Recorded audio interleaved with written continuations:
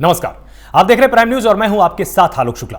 देश में कोरोना से हालात बेकाबू हो चुके हैं। इसका अंदाजा ऐसे लगाएं कि दुनिया के नए मरीजों में से तकरीबन 40 से 45% मरीज अकेले भारत में ही मिल रहे हैं और बीते 24 घंटे में पूरी दुनिया में 8,92,000 से ज्यादा लोगों की कोरोना रिपोर्ट पॉजिटिव आई है। इनमें से अकेले भारत में 3,86,000 से ज्यादा मरीज मिले हैं। महामारी से रोजाना हो रही मौतों में भी भारत टॉप पर है। बीते 24 घंटे में पूरी दुनिया में 15,142 लोगों ने अपनी जान गंवाई है, तो इनमें से सबसे ज्यादा 3,501 मौतें भारत में हुई। जाहिर है, ऐसे हालात में कोरोना से निपटने के लिए वैक्सीन से काफी उम्मीदें हैं और वैक्सीनेशन की अहमियत को समझते हुए केंद्र सरकार ने ऐलान किया है कि 1 मई से 18 साल से ऊपर की उम्र वालों का वैक्सीनेशन किया जाएगा। लेकिन इस वैक्सीनेशन को लेकर कई तरह की कंफ्यूजन है और कंफ्यूजन के हालात लगातार बन रहे हैं। दिल्ली, महाराष्ट्र, मध्य प्रदेश, गुजरात समेत कई राज्य हैं जिन्होंने वैक्सीनेशन को लेकर अब हाथ खड़े कर दिए हैं। और इतना ही नहीं, अब तो तमाम राज्यों में कई जिले ऐसे हैं जहां आने वाली 10 तारीख तक एक भी वैक्सीनेशन सेंटर उपलब्ध नहीं है। दूसरी तरफ यूपी का दावा है कि प्रदेश में 18 साल से ज्यादा उम्र के लोगों के लिए वैक्सीन उपलब्ध है, लेकिन वैक्सीन के रजिस्ट्रेशन पोर्टल पर सिर्फ 45 साल के ऊपर के लोगों को रजिस्ट्रेशन मिल रहा है। इस तरह के हालातों के बीच सवाल यह उठता है कि क्या बिना तैयारी के ही वैक्सीनेशन का ऐलान कर दिया गया और बिना तैयारियों के वैक्सीनेशन के इस महाअभियान को जमीन पर हकीकत में कैसे बदला जाएगा।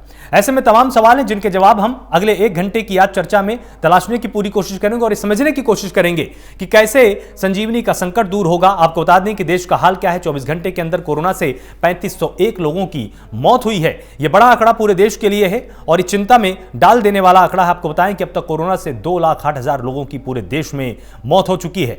2,91,000 लोग 24 घंटे के अंदर कोरोना से रिकवर हुए हैं, जो कि एक बड़ा आंकड़ा कहा जा सकता है, लेकिन इससे कहीं आगे 3 लाख से अधिक लोग संक्रमित भी हुए। अब तक आपको बताएं कि 1,53,00,000 लोग कोरोना से रिकवर हो चुके हैं और आपको बताएं कि 31,64,000 एक्टिव केस अभी भी पूरे देश में बने हुए हैं, जो कि वास्तव में स्वास्थ्य व्यवस्था के सामने एक बड़ी चुनौती है। आपको यह भी बताएं कि 35,104 नए मामले प्रदेश में सामने आए, यानी उत्तर प्रदेश में सामने आए। ये यूपी का हाल है। 24 घंटे के अंदर 295 लोगों की जान जा चुकी है और अब तक कोरोना से 12,238 लोगों की प्रदेश के अंदर मौत हो चुकी है, जो कि एक सच में डरा देने वाला आंकड़ा है। 25,013 लोग 24 घंटे के अंदर यहां पर रिकवर भी हुए हैं। आपको लगातार हम इस पर अपडेट भी करते आए हैं। हमारे साथ तमाम मेहमान यहां पर जुड़े होंगे, आपको मैं एक बार उनसे रूबरू करा देता हूं। हमारे साथ नेहा शालिनी दुआ है, प्रवक्ता बीजेपी हैं, बहुत बहुत स्वागत है आपका प्राइम न्यूज पर। अजय अरोड़ा, प्रवक्ता कांग्रेस हैं, आपका बहुत बहुत स्वागत है प्राइम न्यूज पर। तारिक अहमद लारी, प्रवक्ता सपा हैं, आपका भी बहुत स्वागत है प्राइम न्यूज पर। डॉक्टर नरेश चावला, उपाध्यक्ष दिल्ली मेडिकल काउंसिल, हमारे साथ जुड़े हुए हैं। हम इनसे भी समझने की कोशिश करेंगे कि अब भारत को क्या करना चाहिए। आपका भी बहुत बहुत स्वागत है प्राइम न्यूज पर। नेहा, सबसे पहले हम आपके पास आना चाहेंगे। जो सबसे बड़ा संकट वैक्सीन का है, वैक्सीन को लेकर तमाम राज्यों ने यह कहा है कि 1 मई से महाअभियान शुरू होने वाला है, लेकिन हमारे पास तो वैक्सीन ही नहीं है। तो आखिर महाअभियान फिर ये कहां का कहा जाए? सिर्फ उन राज्यों के लिए जहां पर बीजेपी की सरकार है, या पूरे देश के लिए महाअभियान इसको माना जाए? क्योंकि तमाम ऐसे राज्य सामने आए जिन्होंने साफ कहा है हमारे पास वैक्सीन नहीं है, महाअभियान को हम कैसे पूरा करेंगे? देखिए, अभी आपने ही कहा कि महाअभियान 1 मई से शुरू है, लेकिन इसे हम क्या सिर्फ बीजेपी के शासित राज्यों में ही माने? तो इसका मतलब ये कहीं ना कहीं मुझे लग रहा है कि ये विपक्ष पार्टी की तरफ से एक साजिश की जा रही है। जबकि कोविशील्ड जहां बनती है, सीरम इंस्टीट्यूट ने बाहर आकर उसके मालिक ने साफ बोला है कि बिल्कुल भी कमी नहीं है वैक्सीन की। लेकिन जो राज्य सरकारें हैं, पहले उनको प्रॉब्लम ये थी कि केंद्र सरकार को ये रेट दिया जा रहा है कोविशील्ड और कोवैक्सीन वालों की तरफ से, सीरम इंस्टीट्यूट की तरफ से, और हमको ये रेट दिया जा रहा है। तो ये पहले आपस में इनकी कश्मकश थी कि हमको वही रेट दिया जाना चाहिए जो केंद्र सरकार को रेट दिया जा रहा है, जबकि जायज नहीं था। लेकिन फिर भी केंद्र ने ये बात मानी और केंद्र ने ये प्रस्ताव उनके आगे भी रखा, institute, serum institute, Covishield, Covaxin वालों के आगे, कि आप इसका दाम जो है सारे राज्य सरकारों को एक ही कर दीजिए।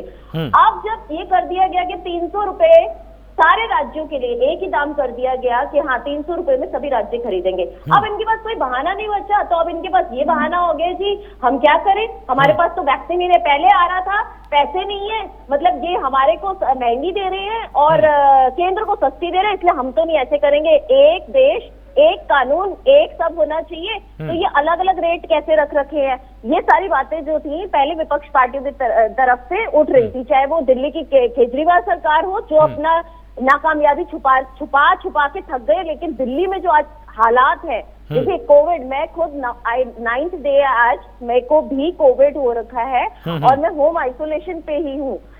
मेरे साथ साथ मेरी फैमिली में मेरी डॉटर को भी हो गया, लेकिन उसके अलावा भी हम घर से ही हमने जो RT-PCR टेस्ट है उसके लिए किसी को घर बुलाया, कोई घर आके राजी नहीं है।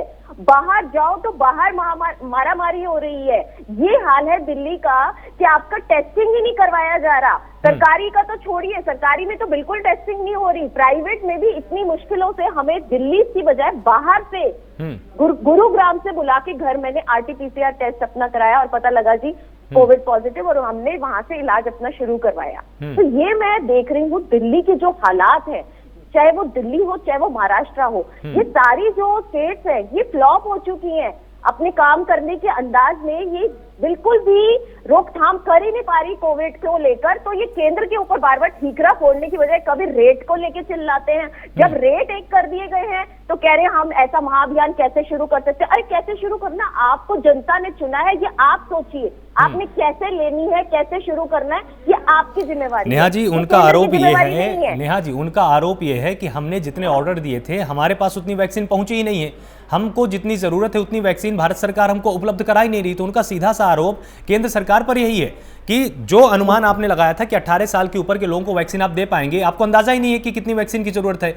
और डिमांड और सप्लाई का जो एक बैलेंस होता है वो बैलेंस केंद्र सरकार नहीं बना पा रही है, उनका ये आरोप है। आप बिल्कुल देखिए, अगर वो अपना डाटा जो एक रजिस्ट्रेशन का डाटा तो उनके पास होगा ना, वो केंद्र सरकार को भेजें। सिर्फ उनके मुंह से कहने से 18 साल से ऊपर की वैक्सीनेशन अगर वो ड्राइव शुरू करना चाहते हैं, वो अपना ऑर्डर दें।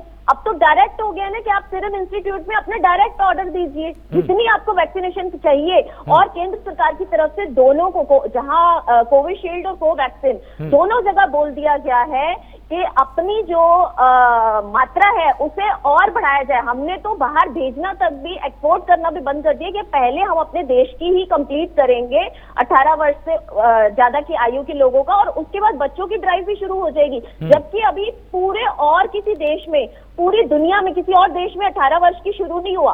ये पहला ही है कि 1 मई से सिर्फ हिंदुस्तान में ये ड्राइव शुरू हो रही है। लेकिन ये ड्राइव को कामयाब ना करने के पीछे सिर्फ और सिर्फ ये जो राजनीति करी जा रही है ना, इस पे दुख हो रहा है कि आप लोगों को बचाइए, ना कि राजनीति कीजिए। बाद में जितना मर्जी जम के गालियां दीजिए केंद्र सरकार को, लेकिन इस वक्त लोगों की जिंदगी से मत खेलिए। ये हाथ जोड़ के विनती। तारिक अहमद लारी हमारे साथ जुड़े हुए। तारिक अहमद जी, आप कितना इनकी बातों से सहमत हैं? क्योंकि जितना इन्होंने तर्क सामने रखा, आप बीच में मुस्कुरा भी रहे थे, ऐसा लग रहा था कि आप इनकी बातों से कतई सहमत दिखाई नहीं रहे। आपको क्या लगता है कि तैयारी कितनी है केंद्र सरकार की, या राज्य सरकारें जानबूझकर ये शोर मचा रही कि भैया हमारे पास वैक्सीन नहीं है? पहले तो मैं मैडम से एक विनम्र निवेदन करूंगा कि देखिए हम सब लोग बहुत शालीनता से बैठे हुए हैं, आपकी बात सुन लिए हैं, आप भी शालीनता से बैठकर बात सुनिएगा। अगर आपने उद्दंडता मचाई तो मैं ऐसी मचाऊंगा तो आप सोच नहीं सकेंगी। आपको शर्म नहीं आती?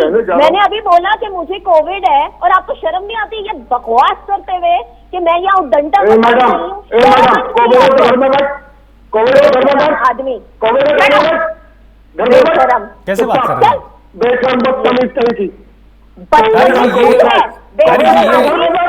तारिक जी क्या है? तारिक जी क्या है? तारिक जी क्या है? तारिक जी ऐसे नहीं होता ना, घर पे ही है वो। अरे तारिक जी घर पे ही है भाई, ये किस तरह की बात है? आप घर पर बैठे नहीं, घर पर बैठे आराम करें, टीवी पर बैठ कर पहली बात। अब दूसरी बात, शर्म करो यार, शर्म करो। तारिक जी एक सेकंड नेहा जी एक सेकंड। तारिक जी कहां से कहां आप जा रहे हो, अंदाजा है आपको? तारिक जी कहां से कहां आप जा रहे हो? और जब बोलता हूँ तो इनको अरे तो वो आपको सुन लेती ना चुपचाप, आप कहां से कहां आप यहाँ पर ले गए बहस को? ये नहीं सुनती है। अब आप बात सुनिए हमारी। देखो शर्म, बेशर्म आदमी को देखो, ये नहीं। तारिक जी देखिए, तारिक जी मर्यादित शब्दों का आप यहाँ पर इस्तेमाल करेंगे, ऐसे नहीं चलेगा। चुप रहो। दूसरी तारिक जी ऐसे नहीं, तारिक जी ऐसे नहीं, बिल्कुल नहीं तारिक जी, तारिक जी ऐसे नहीं। देखिए इनका मामला ये है कि 8 साल से सरकार, तुम्हारा मामला अपना मामला बताओ, दूसरों को मामला बताने की जरूरत नहीं है। बेशर्मों की तरह एक लेडी से बात करनी नहीं आती है। इनको बीच नेहा में जी, बोले नेहा बिना जी, चैन नहीं मिलेगा। एक सेकंड, एक सेकंड, नेहा मैं जी। लेडीज को नहीं, मत दियो तुझे तो कुछ चाहिए भी नहीं है। बीजेपी प्रवक्ता को जवाब दे रहा हूँ, मैं बीजेपी प्रवक्ता को उसी मैं भाषा भी- में मैं- जवाब मैं दीजिए ना भी तारिक जी, जवाब आप तो दे इस तरह रहे से पर्सनल हो रहे हैं यहाँ पर, जवाब दीजिए ना आप सीधे। 8 साल से ये लोग सत्ता में बैठे हैं, लेकिन अभी तक कांग्रेस और विपक्ष और इन सबका और समाजवादी पार्टी का भूत अभी इनके सर से उतरा नहीं है। 8 साल बहुत लंबा पीरियड होता है। हर समय ये ना कहिए कि विपक्ष जो है आपके पीछे पड़ा है। विपक्ष आपके पीछे नहीं पड़ा, विपक्ष आपकी नाकामी गिना रहा है। ये पिछले 8 महीने से बैठकर आप लोगों ने क्या किया? कुछ नहीं, घर में बैठे रहे। आप लोगों ने जो प्राइम मिनिस्टर फंड था उसका हिसाब तो छोड़ दीजिए, आप लोगों ने उसके पैसे से तैयारी तक नहीं की, आप लोग को अंदाजा ही नहीं था। दूसरा, आप कह रहे हैं कि वैक्सीन हमने एक्सपोर्ट करना बंद कर दिया। अभी कुछ दिन पहले ही बांग्लादेश गए थे, कितने वैक्सीन देकर आए हैं वहां पे? किस लिए आप उछल रहे हैं? किस लिए आप दूसरे देशों में बांट रहे हैं जब अपने घर में कुछ नहीं है? घर में नहीं दाने अम्मा चली भुनाने, अपने घर में कमी है लेकिन दूसरे का घर भरना है।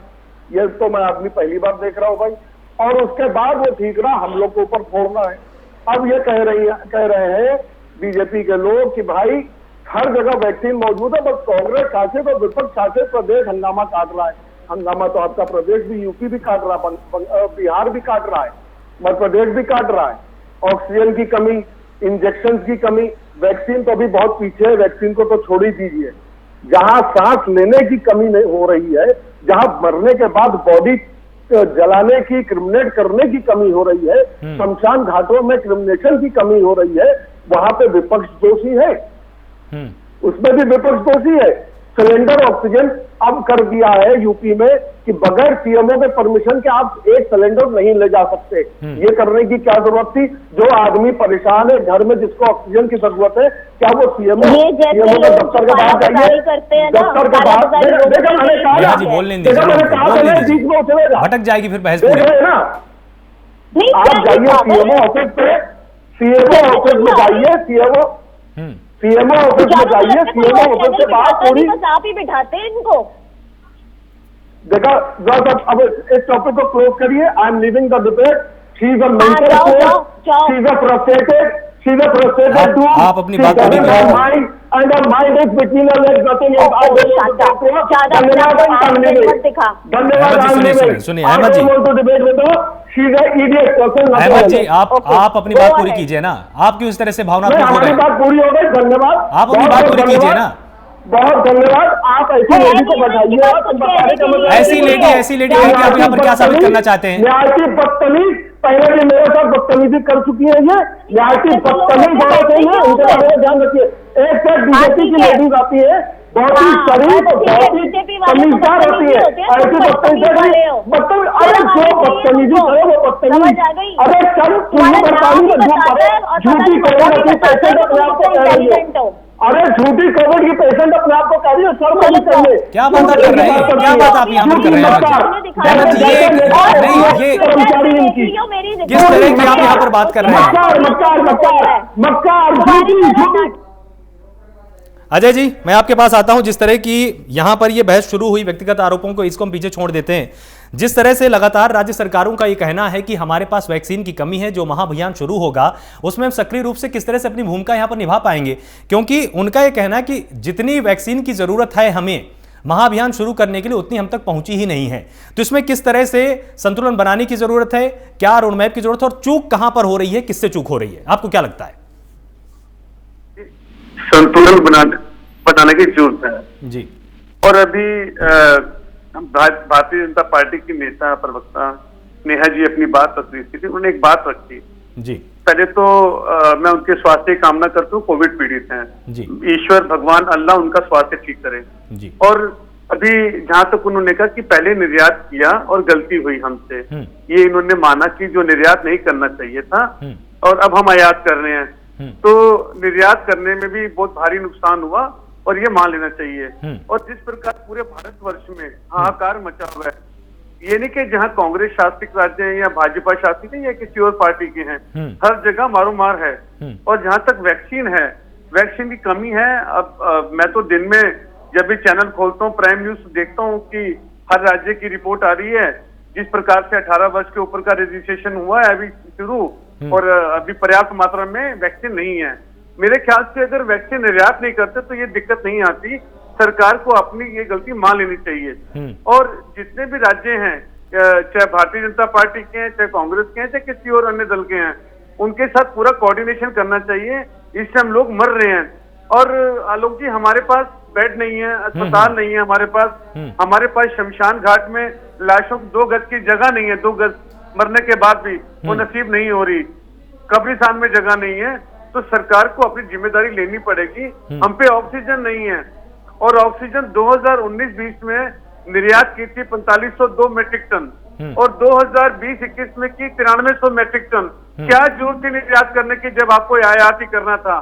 तो आयात और निर्यात, डिमांड एंड सप्लाई में हमारी सरकार फेल हो गई है और सरकार को मानना चाहिए। और अभी भी जिस प्रकार से मौतें हैं, जिस प्रकार से आंकड़े आ रहे हैं, 3,86,000 पार हो गए पूरे भारत में, तो कहीं ना कहीं इस आंकड़ों को कम करना पड़ेगा। हमें हर एक की जान कीमती है। जान किसी भी पार्टी की हो, किसी धर्म की हो, किसी जाति की हो, इंसान सबसे इम्पोर्टेंट है। हमने इंसानियत, और ये तो संविधान में लिखा है और ये न्यायालय ने भी बोला है, जीवित रहना हमारा मौलिक अधिकार है। इसको सरकार नहीं छीन सकती, हमसे नहीं छीन सकती। हमें जीने का अधिकार चाहिए और हमें जीने का अधिकार जो संविधान में लिखा है उसकी पूर्ति होनी चाहिए। ठीक।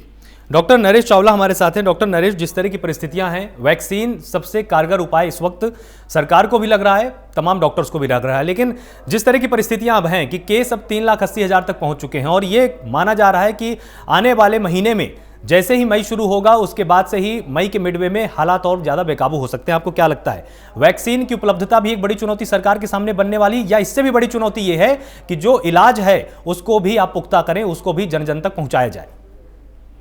देखिए आलोक जी, इसमें कोई शक नहीं है कि एक ये बहुत बड़ी नेशनल पब्लिक हेल्थ इमरजेंसी चल रही है और केसेस जितना भी कोई सोच रहा है, जो ये 3,80,000 या 50,000 काउंट कही जा रही है, एक्चुअल काउंट इससे कहीं ज्यादा है, क्योंकि कई जगहों पे टेस्टिंग कम हो पा रही है, क्योंकि जो टेस्टिंग लेबोरेटरीज हैं वो रिपोर्ट एक दिन में दे नहीं पाती और गवर्नमेंट ने डायरेक्टिव दिया है कि रिपोर्ट मैक्सिमम 24 से 36 घंटे दी जाए।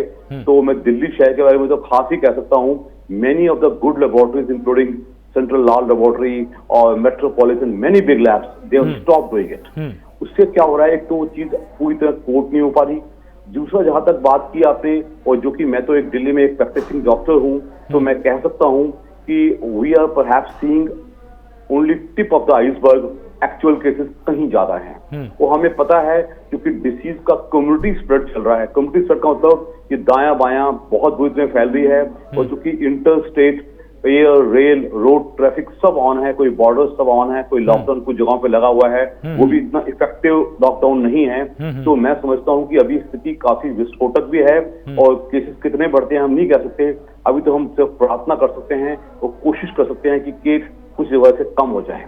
बिल्कुल। दूसरा, जहां तक वैक्सीनेशन की बात की है, इसमें कोई शक नहीं है कि पिछले कुछ समय से हमारी मांग थी कि जो 18 से 45 वर्ग का जो 45 ईयर्स का जो वर्ग है, ये वो जवान लोग हैं जो ऑफिस भी जाते थे, अपने मार्केट में भी आते थे, अपनी पार्टी वगैरह भी करते थे और सोशल फंक्शन पे भी बहुत ज्यादा होते थे, चाहे वो कोई भी सोशल फंक्शन हो, चाहे वो रिलीजियस गैदरिंग हो, चाहे वो पॉलिटिकल गैदरिंग थी, एनीथिंग ऑफ दैट टाइम। तो ये मांग तो बहुत अच्छी की गई है, लेकिन जहां तक मुझे सुनने को मिल रहा है कि जो 18 से 45 का वर्ग है जिसका वैक्सीनेशन कल स्टार्ट होना चाहिए, परहैप्स जो तैयारी है वो बहुत ऑप्टिमम तो नजर नहीं आ रही, लेकिन फिर भी मैं कहूंगा कि ये एक बहुत ही वेलकम न्यूज है और जितना जल्दी स्टार्ट हो, बिना कंफ्यूजन हुए वो जल्दी हो, प्लस ये जानते हुए कि जो लोग अब वैक्सीनेट होंगे उसको जो उसका इम्यूनिटी का प्रभाव आज नहीं आने वाला या कल नहीं आने वाला, it will take minimum 45 days.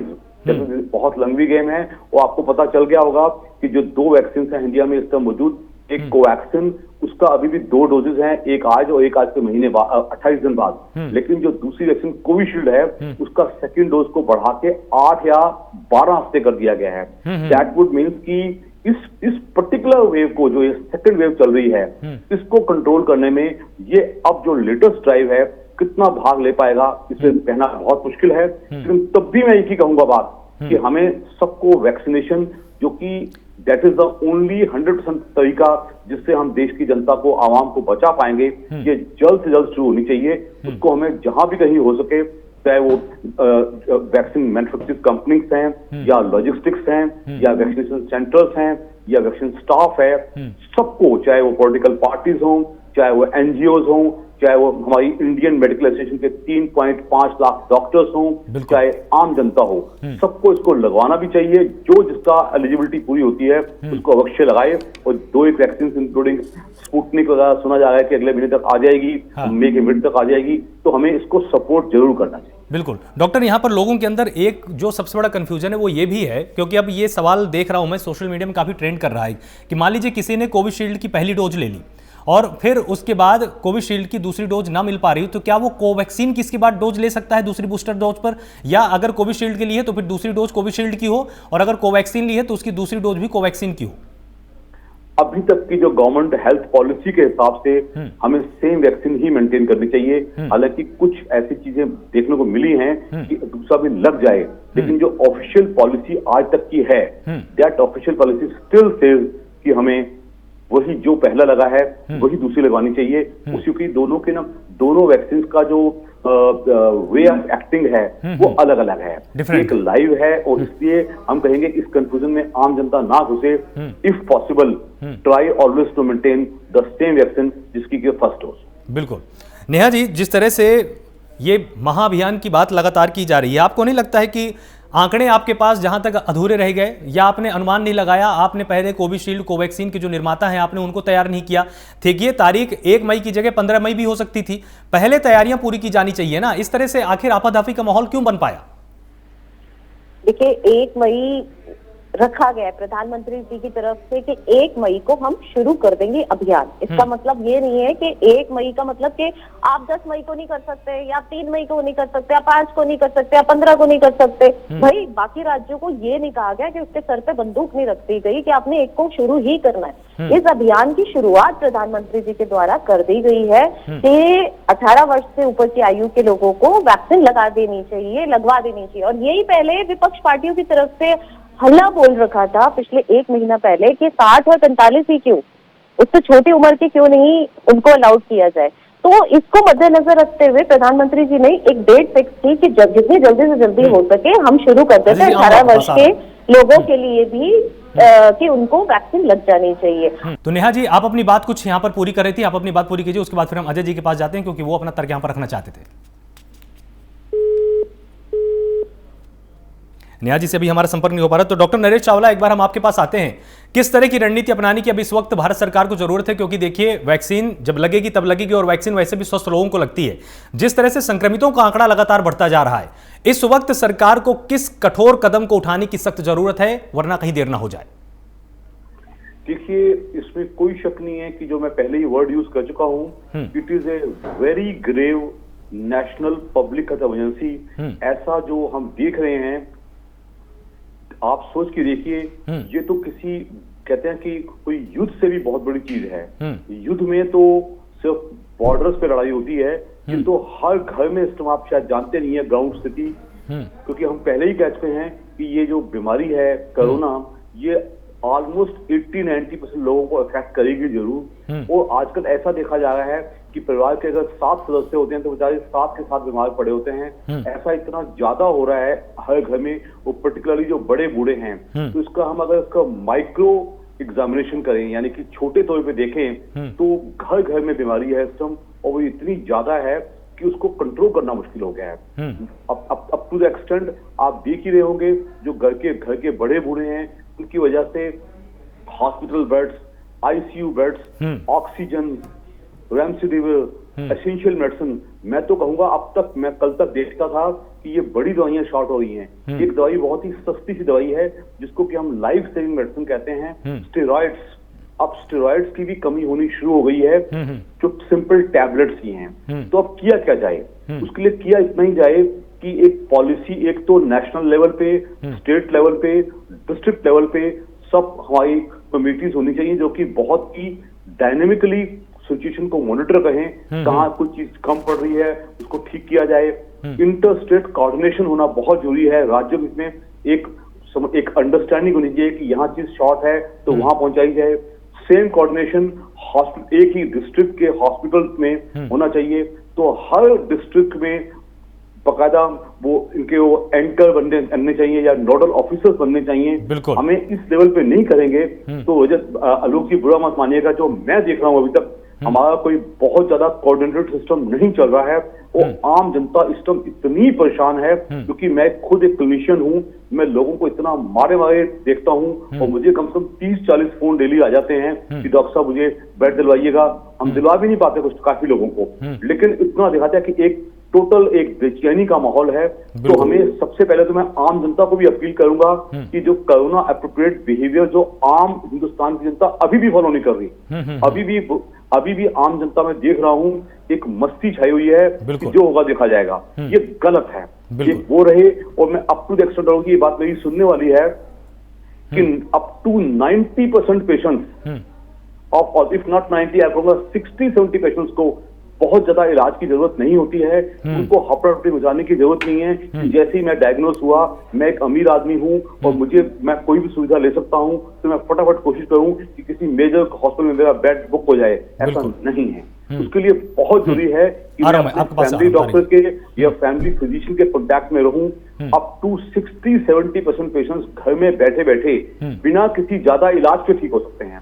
उसके लिए सिंपल पैरासिटामोल से फीवर को डाउन करना, एंटी एलर्जिक लेना, हाइड्रेशन का ख्याल रखना और अपने फल का ख्याल रखना, और सबसे इंपॉर्टेंट स्टीम वगैरह लेना और साधारण खाना खाना। बिलीव मी, अगर ये हपड़पड़ी बंद हो जाए तो बड़ी आसानी से 70% पेशेंट्स को घर से बाहर आने की जरूरत तक भी नहीं है।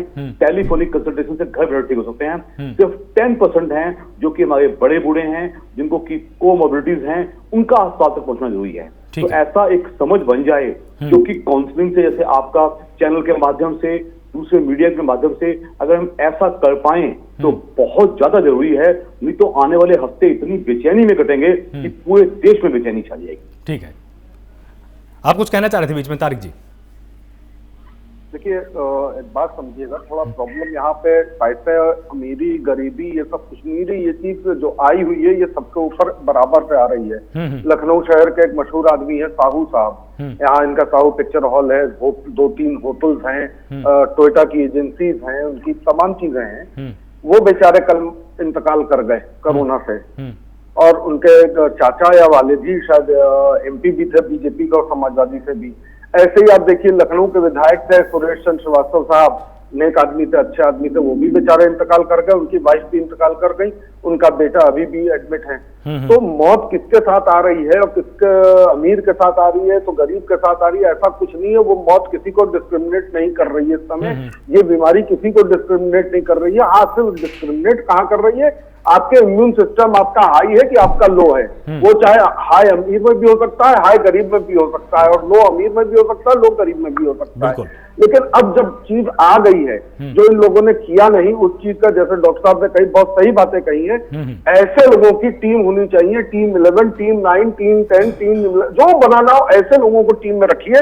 आप मेरे जैसे लोगों को ना रखिए। सही बात। आप विपक्ष को भी ना रखिए, आप विपक्ष को रखते नहीं, आप विपक्ष को भी ना रखिए, लेकिन ऐसे लोगों को जिनको इसका ज्ञान हो उनको रखिए। ऐसे अधिकारियों को ना रखिए जो बैठ के वीडियो गेम खेलते हो। वहां आप प्रिसाइड कर रहे हैं मीटिंग और वहां बैठ के वीडियो गेम खेल रहे हैं। आपके हाथ में 22 करोड़ 23 करोड़ लोगों की जिंदगी का है। वो अधिकारी 11 लोगों से अगर डिवाइड कर दिए तो हर आदमी के जिम्मे पे 4-5 करोड़ लोग, 2-3 करोड़ लोग आ रहे हैं एवरेज में, तो उनकी जिम्मेदारी है 2-3 करोड़ लोगों की जान वो वीडियो गेम खेल के बात को कंप्लीट करेंगे। ऐसे अधिकारियों को तो निलंबित नहीं, बर्खास्त, नौकरी से बर्खास्त कर देना चाहिए। डॉक्टर साहब जो कह रहे हैं, ऐसे ही कई डॉक्टर्स हैं जो राय दे रहे हैं, उन डॉक्टर्स को उस टीम में शामिल करने, उनकी राय लीजिए। लेकिन भाई यहाँ तो मुख्यमंत्री जी ने अपना एक दायरा बना लिया है, बिल्कुल एक कमरा ऐसा बना लिया है कि बस उनका लाउड स्पीकर लगा है, जो बाहर लगा है वो बोल रहे हैं, वही करते हैं, और तुम्हारी बात हमें सुननी ही नहीं। अगर ये सुन रहे होते तो कितने शमशान घाट जो है बर्बाद हो चुके हैं। लोग उनके फुटपाथ पे, उनके पार्किंग पे, उनके पार्कों में बॉडीज को जला रहे हैं। ये आंकड़ा दिखा रहे हैं कि 130 से 140 मर रहे हैं। भाई एक शमशान में 500 लोग लखनऊ शहर में जा रहे हैं, एक शमशान में, और यहाँ 8-9 शमशान है। इस तरह के आंकड़ों का खेल नहीं खेलना चाहिए। ये मौत और जिंदगी का सवाल है, अमीर और गरीब का भी नहीं। वो पक्ष विपक्ष का भी नहीं है।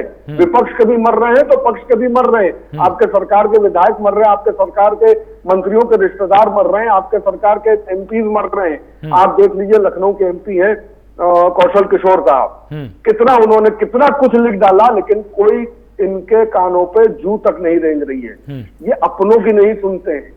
मसला क्या है? अपने कोई है ही नहीं, अपने कोई है ही नहीं, चाहे केंद्र नेतृत्व हो चाहे प्रदेश नेतृत्व, अपना कोई है ही नहीं, इसलिए अपने का कोई परवाह नहीं, अपनी परवाह नहीं, अपनों को भी परवाह नहीं। और इसमें मोदी जी का कोई दोष नहीं है। मोदी जी ने देश को इतनी ऊंचाइयों पर पहुंचा दिया है, इतनी ऊंचाइयों पर पहुंचा दिया है, बहुत ऊंचाई पर पहुंचा दिया कि वहां अब ऑक्सीजन ही कम हो गई है। और दूसरा मैं जनता से कहूंगा, जब चुना था कत्लेआम का हुनर देखकर मित्रों, तो मासूमों के तो मायूस क्यों हो लाश का शहर देखकर। मैं जनता से सवाल कर रहा हूं इस समय, और जनता से मैं जवाब चाहूंगा इसका। ठीक है, आप कुछ बीच में बोलना चाह रहे थे अजय जी? बिल्कुल, अभी लारी साहब ने जो बात रखी, उत्तर प्रदेश की बात पे ही आता हूँ। बिल्कुल इसमें कोई संदेह नहीं है। कल भी केसर सिंह गंगवाल साहब ने अपना दम तोड़ दिया और वो नहीं रहे, तो पहले तो श्रद्धा सुमन अर्पित करता हूँ।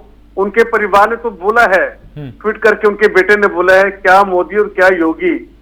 और केसर सिंह जी ने पत्र लिखा था भारत के स्वास्थ्य मंत्री डॉक्टर हर्षवर्धन जी को कि मैं बरेली के नवाबगंज में हूँ और मैं विधायक हूँ, मेरे को प्लाज्मा की जरूरत है और गहन चिकित्सा की जरूरत है और मेरी मदद कीजिए। दिल्ली के किसी अस्पताल का नाम लिया कि मुझे वहां एडमिशन चाहिए। उनकी बात भी नहीं मानेगी। और किस प्रकार से ये अपनों के ही नहीं मान रहे।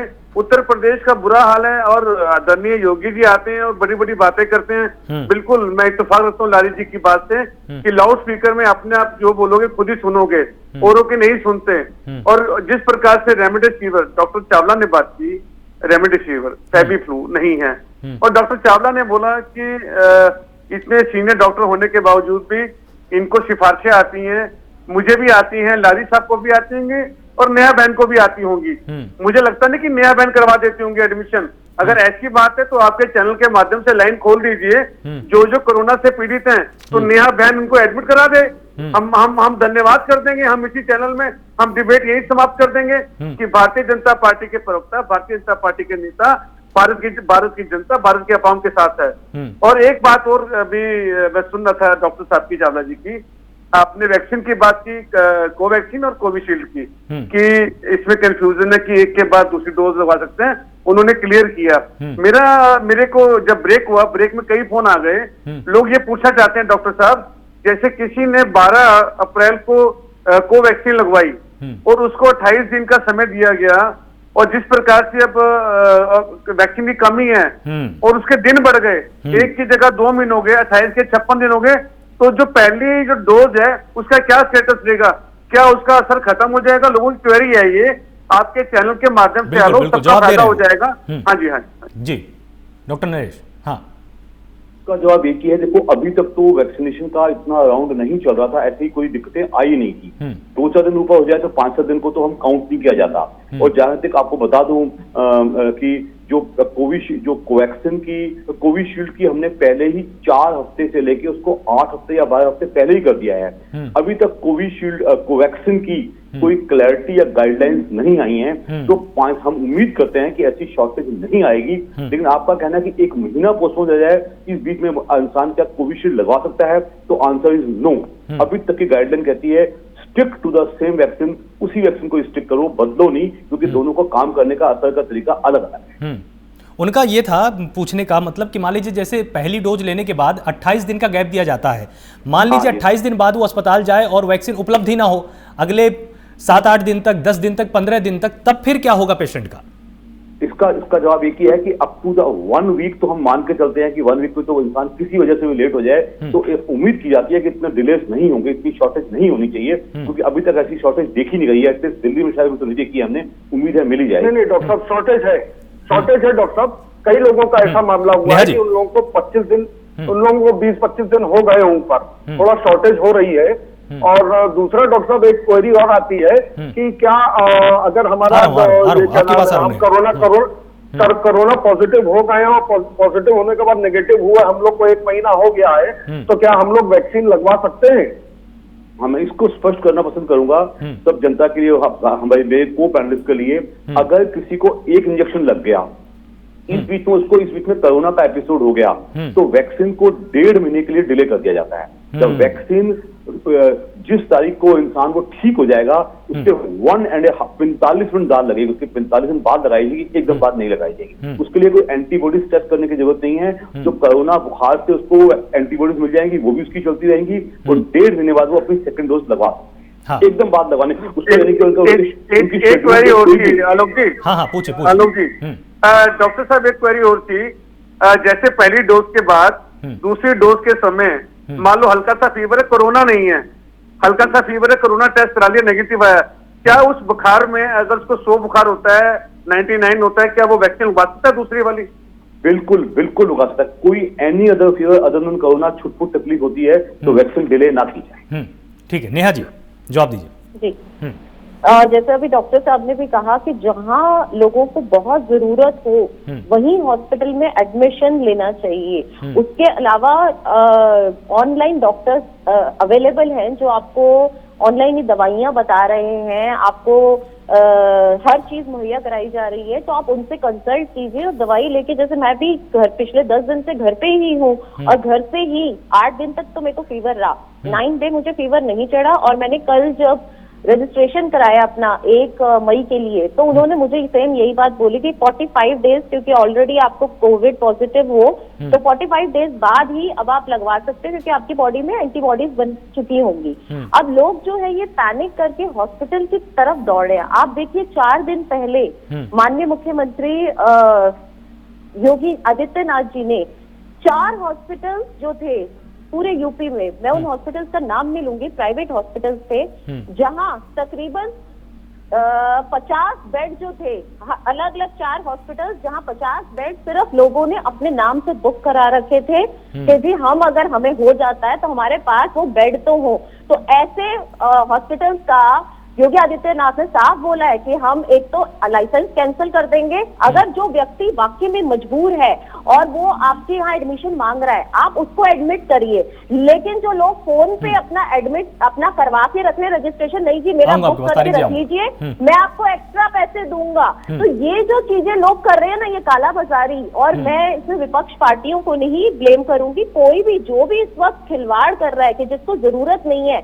लेकिन वो अपने हॉस्पिटल में एक्स्ट्रा पैसे कि मैं तुम्हें 20,000 एक्स्ट्रा दूंगा, 50,000 एक्स्ट्रा, तो मेरा बेड रिजर्व करके रखिए, रिजर्व करके रखिए। आप यही देखिए अभी दिल्ली में माननीय मुख्यमंत्री अरविंद केजरीवाल ने क्या किया, 100 बेड उन्होंने अशोका होटल में जो हमारे जजेस हैं हाई कोर्ट के, उनके लिए रिजर्व करके रखे, दिल्ली हाई कोर्ट के। तो ये आप बताइए ये कैसी, यही तो प्रॉब्लम है कि दवाइयों की कालाबाजारी हो रही है, सिलेंडर्स की कालाबाजारी हो रही है। इस पे सरकार लगाम लगाने के लिए बार बार सरकार यही कह रही है कि आप फोन पे कोई रजिस्ट्रेशन, कहीं कोई बेड नहीं ले।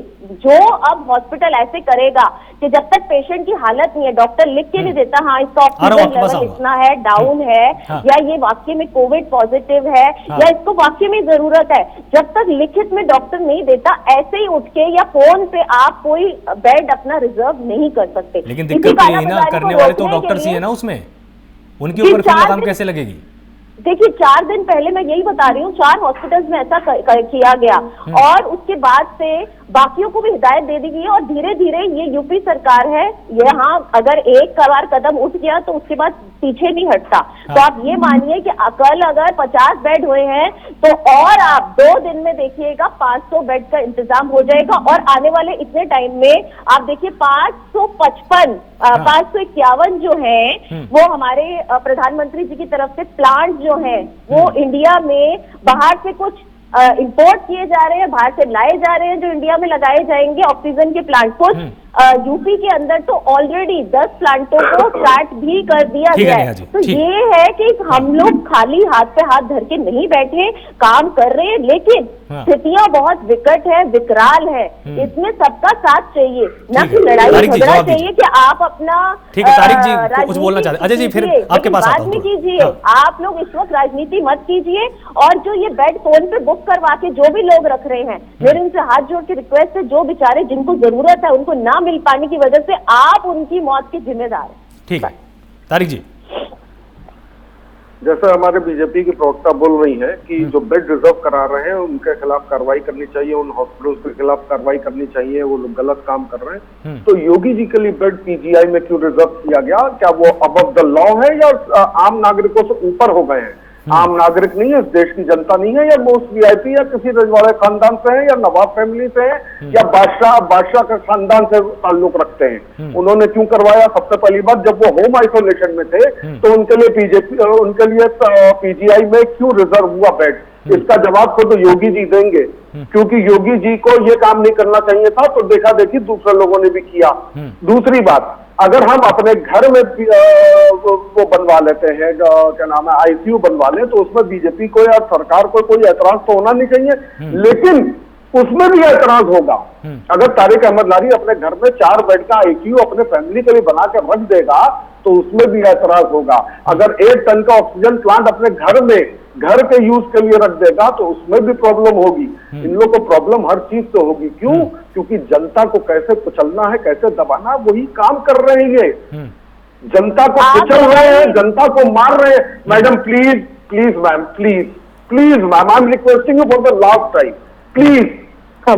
जनता को कुचल, प्लीज मैम, जनता को कुचलना है, जनता को मारना है, जनता से इनको पता नहीं किस बात का बदला लेना, मेरे ख्याल से 70 साल का बदला लेना है।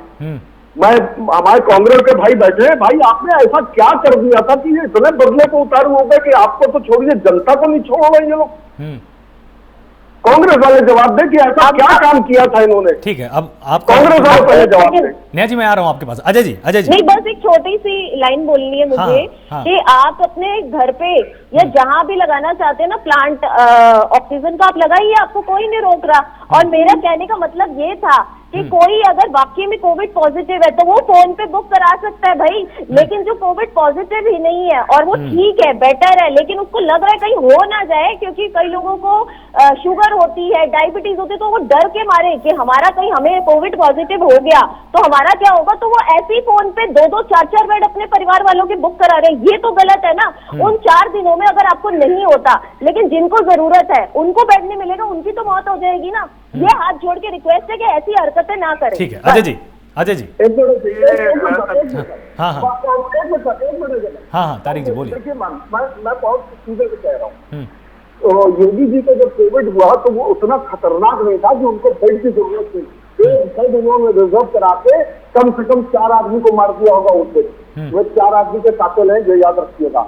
जब उनको जरूरत, और चीफ मिनिस्टर हाउस में मैं 1989 से रहा भी हूँ उसमें, मैं बता दे रहा हूँ कि चीफ मिनिस्टर हाउस में ऑलरेडी आईसीयू मौजूद होता है। उसके बावजूद पीजीआई में आईसीयू की क्या जरूरत थी? एक बेड आपने रिजर्व करा दिया, और उस बेड पे कितने लोग कितने दिन में एडमिट होकर बच सकते थे, उन सबके कातिल आपके योगी आदित्यनाथ हैं। अजय जी, आप कुछ कहना चाहते थे? बिल्कुल, लारी जी ने बात रखी कि 70 वर्षों की बात भी की, विपक्ष की बात भी की। हम तो सबको साथ देके चलते हैं, सभी धर्म को, सभी पार्टियों को। और हमने तो लारी साहब पोलियो खत्म किया, हमने चेचक खत्म किया, और बड़ी ईमानदारी से काम किया। पूरा देश जानता, पूरा इतिहास जानता, पूरा संविधान जानता। और अभी हमारी बीजेपी की नेता ने बात रखी, उन्होंने कहा कि घर पे आइसोलेट हो जाओ अगर ज्यादा नहीं है। मेरा एक अपनी बहन से ये प्रश्न है कि अगर किसी को ऑक्सीजन जरूरत पड़ती है घर पे, जिनकी ऑक्सीजन 85, 80 या 75 आ रही है, और उनको ऑक्सीजन लगा के 90 आती है, 88 आती है, 91 आती है, उनको ऑक्सीजन चाहिए तो किससे संपर्क करें? कृपया हमें नंबर सार्थक कर दें। मेरे जानने वाले कम से कम 15-20 लोग जिंदगी और मौत से जूझ रहे हैं। आज डिबेट में नेहा बहन का फायदा हो जाएगा।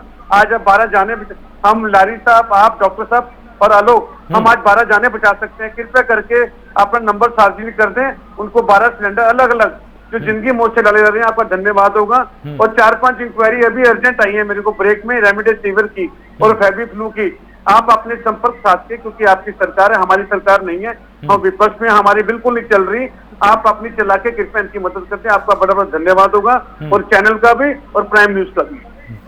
जी देखिए, मुझे इसमें कहने की इतनी ज्यादा जरूरत नहीं है। आप बीजेपी की दिल्ली की वेबसाइट पे चले जाइए, दिल्ली की, आप ट्विटर पे चले जाइए, वहाँ सेवा संपर्क हमने ऑनलाइन शुरू किया हुआ है, जहाँ पे डॉक्टर्स आपको फोन पे ही सलाह मशवरा देके कि घर पे कौन कौन सी दवाई लेकर आप सुरक्षित, और सबसे ज्यादा सुरक्षित मैं यहाँ पे बता देती हूँ कि मैं इतने दिनों से ले रही हूँ तो मैं एजिथ्रोमाइसिन ले रही हूँ, मैं आइवरमेक्टिन इतनी इफेक्टिव है जो डॉक्टर ने मुझे बोला था कि आप सिर्फ 3 से 4 दिन लीजिए, लेकिन मैंने 5 दिन ली। बहुत स्ट्रॉन्ग है, लेकिन आइवरमेक्टिन इस वक्त डॉक्टर साहब सामने बैठे हैं, मेरे ख्याल से उनको ज्यादा अच्छी तरह पता होगा। इस एजिथ्रोमाइसिन, आइवरमेक्टिन, साथ साथ मेरी ये इतनी सारी टैबलेट्स बहुत मॉन्ट्रियल एलसी और जिंक और आयरन की थी, और मल्टीविटामिन मेरे को कुछ दिए गए, और साथ साथ में स्टीम कम से कम दिन में 5 बार स्टीम ले रही थी। गागल में हल्दी बीच में या बेटाडिन डाल के गागल भी करती रही हूँ। तो ये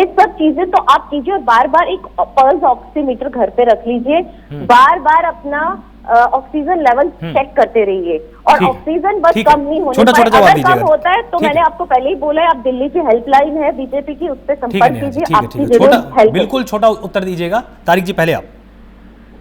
देखिए मैम ने जो अपना बताया है वो उनका हो गया, जिनके लिए ऑक्सीजन की जरूरत नहीं है। यहाँ पे हम और हमारे साथ बात कर रहे हैं, वो बात कर रहे हैं जिनको ऑक्सीजन की जरूरत है। अभी फोन चल रहा है, इस फोन पे मैं आपके साथ हूँ, इस फोन पे कम से कम 25 कॉल्स आ चुकी है लोगों की, सिलेंडर्स वालों की, जिनके लिए मैं अरेंजमेंट की कोशिश कर रहा हूँ। बहुत मुश्किल हो रहा है क्योंकि अब सरकार का एक नया जियो आ गया है, किसी को भी इंडिविजुअल सिलेंडर नहीं देंगे कि कालाबाजारी हो रही है। लेकिन जो जेन्युइन लोग हैं, मैं उनकी बात कर रहा हूँ, जो जेन्युइन मांग रहे हैं उनको कहाँ से मिलेगा ये रास्ता नहीं, समस्या है, या तो सरकार का कोई समस्या तो है ही है जो। और दूसरा जो मैडम कह रही है कि ये दवा ले ले, वो दवा ले ले, ये दवाइयों की बात करी, ऑक्सीजन मैडम सांस की बात करिए, जब सांस रहेगी तो फिर दवा भी ले पाएंगे। ठीक है अजय जी, दवाई इसीलिए तो दे रहे हैं कि ठीक है अजय जी, एक सेकंड नेहा जी, मेरा बड़े विवेक से बात कर रहा हूँ। जो आपने दिल्ली की भारतीय जनता पार्टी की साइड बताई, और अभी 3 मिनट डिबेट के हैं, आप अभी एक मैं नंबर देता हूँ, आप जरा आप कॉन्टेक्ट कर लीजिए। अगर आपकी बात हो जाती है तो हम मान लेंगे कि नेहा जी की बात होगी। आप तो भारतीय जनता पार्टी की प्रवक्ता भी हैं, एक बार आप कॉल करके बता दीजिए, रजिस्ट्रेशन करा दीजिए, आपका धन्यवाद होगा। एक जान और बचा दीजिए आज नेहा जी, आपका बहुत धन्यवाद होगा। मैं हृदय से नमन करूंगा और आपके जल्द स्वस्थ होने की कामना भी करता हूँ। नेहा आप मेरी छोटी बहन है। नहीं, आपको लग रहा है अगर वो लोग नहीं उठा रहे, देखिए उन्होंने हेल्पलाइन नंबर ये शुरू किया था, मैंने अपने लेवल पे जितने लोगों को शादरा में हॉस्पिटल है, स्वामी दयानंद सरस्वती जी का हॉस्पिटल है एमसीडी वालों का, वहां मैंने तकरीबन 20 लोगों का एडमिशन कराया आज से 7 दिन पहले, क्योंकि 7 दिन पहले तक 8 दिन पहले मुझे बस हल्के से सिम्टम्स से मेरी रिपोर्ट नहीं आई थी। उसके बाद से जैसे ही मेरी उससे अगले दिन रिपोर्ट आई और उसमें पॉजिटिव निकला, उसके बाद से मैं बिल्कुल बेड रेस्ट पे थी, मेरे से उठा भी नहीं जा रहा था, हाई फीवर था। आज मैं इतने दिनों बाद 9th डे आज बैठी हूँ मैं चैनल पे, और मैं यही कहना चाह रही हूँ कि मुझे नहीं पता उस दौरान बीच में अगर किसी ने नहीं फोन उठाए या नहीं हुआ तो उसके लिए हम हाथ जोड़ के क्षमा चाहते हैं। लेकिन उसके अलावा भी मैं अभी आपको ये बोल देती हूँ, मेरे ट्विटर पे कितनी ब्लड बैंक को मैंने ब्लड बैंक से ब्लड लोगों को वो करवाया, प्लाज्मा करवाया है, और भी आप डीएम कीजिए। ऐसे मैं यहाँ पे सार्वजनिक अपना नंबर तो नहीं करूंगी, लेकिन आप मुझे डीएम कीजिए ट्विटर पे, मैं डेफिनेटली आपको सिलेंडर अरेंज करवा के दूंगी। ये मुझे पता है कि जो गौतम गंभीर जी है, हमारे पास समय थोड़ा सा कम है नेहा जी, इसलिए आप सभी मेहमानों का बहुत बहुत शुक्रिया। आप सभी ने अपना यहाँ पर तर्क रखा, अपना पक्ष रखा, और डॉक्टर नरेश चावला ने आज बहुत ही अच्छे सुझाव यहाँ पर दिए, जिससे कि जनता के मन में भी जो तमाम सवाल थे वैक्सीन को लेकर कि कोविशील्ड लगवाने के बाद कोवैक्सीन लगवा सकते हैं या नहीं लगवा सकते हैं, समय का दायरा कितना होना चाहिए, और साथ ही जो बड़ा सवाल आज प्राइम न्यूज ने उठाया कि अगर संजीवनी का संकट है तो किस तरह से सभी को वैक्सीन मिल पाएगी, इसमें सरकार को सच में सोचने की जरूरत है, क्योंकि 18 साल के ऊपर के नागरिकों की आबादी इस देश में बहुत है। अगर आप समय पर वैक्सीन नहीं दे पाएंगे तो आपको तैयार रहना चाहिए कि अगर लोग संक्रमित होते हैं तो उनको समय पर कम से कम आप इलाज दे पाएं, आप उनको ऑक्सीजन दे पाएं। और लगातार प्राइम न्यूज के साथ आप जुड़े रहिए, पल पल के अपडेट्स पाते रहिए, और मास्क को जरूर अपना कर रखिए, क्योंकि इससे बड़ी वैक्सीन अभी भी पूरे विश्व में नहीं है। नमस्कार।